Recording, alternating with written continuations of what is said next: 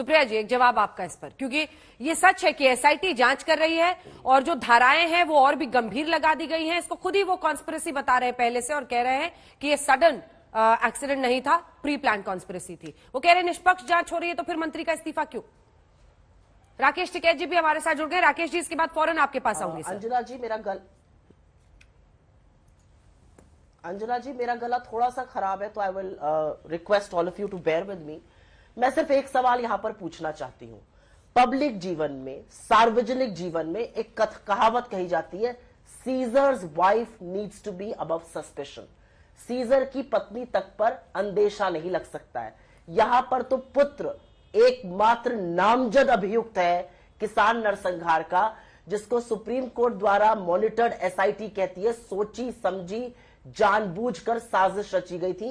ये मेरे शब्द नहीं है, मैं उस वक्तव्य से कोट कर रही हूं जो विद्या राम दिवाकर आयो है एसआईटी के, उन्होंने कोर्ट में बोला। ये उनके शब्द थे। उसके बाद अगर आपको लगता है कि गृह राज्य मंत्री का अपने पद पर बने रहना न्याय संभव करेगा, तो ये बात जाकर उन किसान के परिवारों को कहिए जिनकी शहादत हुई, उस पत्रकार के परिवार को कहिए जिसकी शहादत हुई। और यहां पर अजय मिश्र टेनी का रोल और भी संदेहास्पद इसलिए हो जाता है क्योंकि 3 अक्टूबर को दंगल हुआ था, उसके बाद यह नरसंहार हुआ था। उसके 2 दिन पहले वो लोगों को बताते थे तुम जानते नहीं हो मैं एमएलए एमपी बनने से पहले कौन था। अरे सबको पता आपके ऊपर मर्डर का केस चल रहा था। कल उन्होंने जो हरकतें पत्रकार बंधुओं के साथ करी, डराना, धमकाना, हाथापाई करना, फोन तोड़ देना, ये छुट भैये कहीं के गली के गुंडे करते हैं या देश का गृह राज्य मंत्री करता है? आपको लगता है कि भाजपा आज भी उनको बचा रही है? मेरी समझ के परे है। ऐसी कौन सी मजबूरी है जो कि भारतीय जनता पार्टी ऐसे व्यक्ति को बचाने के लिए अपनी राजनीतिक साख और अपनी मॉरल बैंकरप्सी, नैतिक दिवालियापन है ये सरकार का, अगर अजय मिश्र टेनी आज भी मंत्री बने हुए हैं। इतनी बड़ी साजिश एक लड़के ने अकेले रच दी, उसका पिता इस देश का गृह राज्य मंत्री है, ये नकारा नहीं जा सकता है। पूछताछ तो उनसे भी होनी चाहिए। इसी नियम से सुप्रिया जी, इसी नियम से वो भूपेश बघेल और तमाम नेताओं का नाम ले रहे हैं, किसी नियम से तो फिर इनका भी इस्तीफा होना चाहिए। इस पर कुछ नहीं बोला सोनिया गांधी, राहुल गांधी, उनका भी उसका जवाब दे देती हूँ, मैं उसका जवाब दे देती हूँ। ये नरसंहार का मामला है। एक लड़के ने दिन दहाड़े गाड़ियां चला दी और आपके कुछ पत्रकार बंधुओं ने पहले तो मनगढ़ंत वीडियो चलाकर विंडशील्ड तोड़ने की बात, किसानों के पथराव की बात हुई। जब सारा वीडियो आ गया तो सबके मुंह पर पट्टी बंध गई। ये नरसंहार की बात है, इसको हम किसी से कंपेयर करके किसी की बुद्धि पर क्या ताले पर मैं उत्तर दे दूंगा। कैसी बातें हो रही हैं? गृह मंत्रालय में 4 लोगों के ऊपर संघीय मुकदमे चल रहे हैं। निश्चित प्रामाणिक, नित्यानंद राय, अजय मिश्र टेनी और अमित शाह जी के तो क्या कहने। ये क्राइटेरिया बन चुका है कि कौन कितना बड़ा गुंडा होगा वो इस देश के गृह राज्य में, गृह मंत्रालय में आएगा। आज अजय मिश्र टेनी को पीछे के दरवाजे से मंत्रालय में जाना पड़ रहा है। ये मंत्रालय कभी सरदार पटेल संभालते थे, उनकी आत्मा की शांति के लिए उनको बर्खास्त करिए। किस तरह की मजबूरी है आपकी? जो प्रभात गुप्ता हत्याकांड में अभी वो चलिए अंजना जी, प्रवचन थोड़ी ना सुनेंगे। चिट्ठी तक लिखकर उनके खिलाफ कार्रवाई की मांग की थी। ठीक है, तो आपका जवाब है कि अपराध के श्रेणी के हिसाब से, अपराध के श्रेणी के हिसाब से नैतिकता तय होनी चाहिए। ये अरे नैतिक दिवालियापन है, ये सरकार की मॉरल बैंकरप्सी है, नैतिक दिवालियापन है सरकार का। एक सेकंड, आ रही हूँ गौरव जी, आ रही हूँ। राकेश टिकैत जी, जो सरकार कदम उठा रही है और जिस तरह से जांच आगे बढ़ रही है, क्या आप उससे संतुष्ट हैं? जिस तरह से अजय मिश्र टेनी का इस्तीफा विपक्ष मांग रहा है, लेकिन दूसरी तरफ आशीष मिश्रा पर जो गंभीर धाराएं हैं वो लगाई गई हैं। कोर्ट में एसआईटी ने कहा है कि ये कॉन्स्पिरेसी थी, इसको माना है। आप उससे संतुष्ट हैं जो जांच चल रही है उससे? नहीं, जांच जो चल रही है वो तो बिल्कुल ठीक चल रही है। जांच अभी चल रही है जांच, और जो एसआईटी जांच कर रही है, जांच तो गांव के लोगों ने पहले ही करके सरकार को दे दी थी।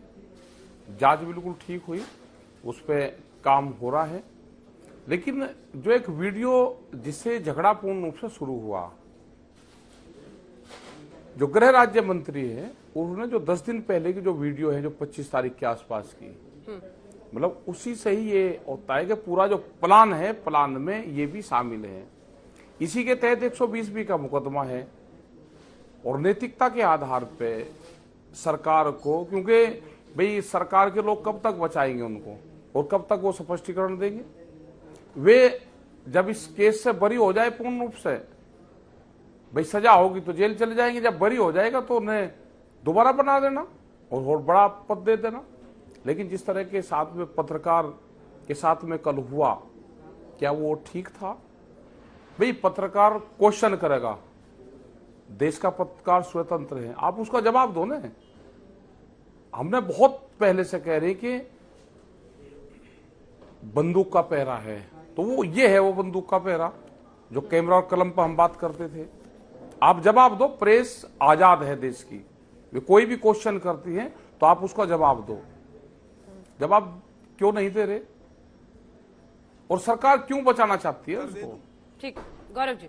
भैया तो ये हो सकता है कि भाई इलेक्शन तक हमारे ऊपर कुछ वो एलिगेशन कुछ ना आवे तो हम उसके बाद में राकेश जी उत्तर दे दूं, लेकिन नैतिकता के आधार पर उनको रिजाइन कर देना चाहिए। जी जी बताओ। गौरव जी। हाँ जी, देखिए पहले कांग्रेस की प्रवक्ता का उत्तर देता हूं।